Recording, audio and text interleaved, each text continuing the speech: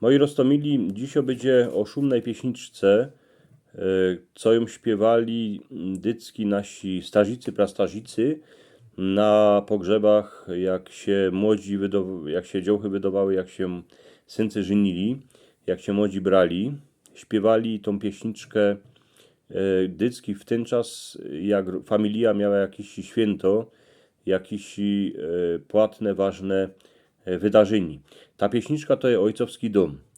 Ojcowski dom, tą pieśniczkę napisał Jan Kubisz, a to jest taki nieformalny hymn ziemi cieszyński. Ja sobie myślę, że worce je tą pieśniczkę dycki zaśpiewać, nie iny przy jakichś wielkucnych świętach, a każda mała ojczyzna, każda ziemia, każdy kąsek ziemi ma taki swój hymn i ma też go ta nasza szumno-cieszyńsko-ziemeczka. Jan Kubisz ją napisał tę pieśniczkę po polsku, językiem literackim, a Jorzech ją przerobił na naszą cieszyńską rzecz, po naszemu. Tak, co by to miało ręce a nogi. Sami się podziwiajcie, posłuchajcie, jeśli się wam to podoba, a jeśli to tak może być. Ja sobie myślę, że pan Kubisz, jak się na mnie z wyrchu dziwo, nie będzie nasmolony, a Ojcowski dom, chałupa fotrów, po naszemu, podle Jona Kubisza, by mogła być tako. Chałupa fotrów to je raj, dar fotra niebieskiego. Chociażbyś przeszł cały świat, nie nądziesz szumniejszego.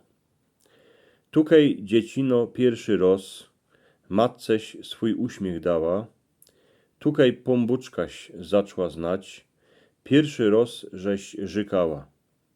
Tukaj fotrowe oczy furt, wszędzie cię wachowały. Tukaj ty młode twoi dni, pomału przemijały. A jak już kiejsi wyjdziesz styl, pądziesz w ten świat daleki, chałupę fotrów w sercu miej, dziecino już na wieki. Rostomili to się śpiewo. Ja nie będę tego śpiewał, bo mógłbych tą pieśniczkę kapkę sprofanować, ale worce tą pieśniczkę zaśpiewać, tak jako to napisał Kubisz. To jest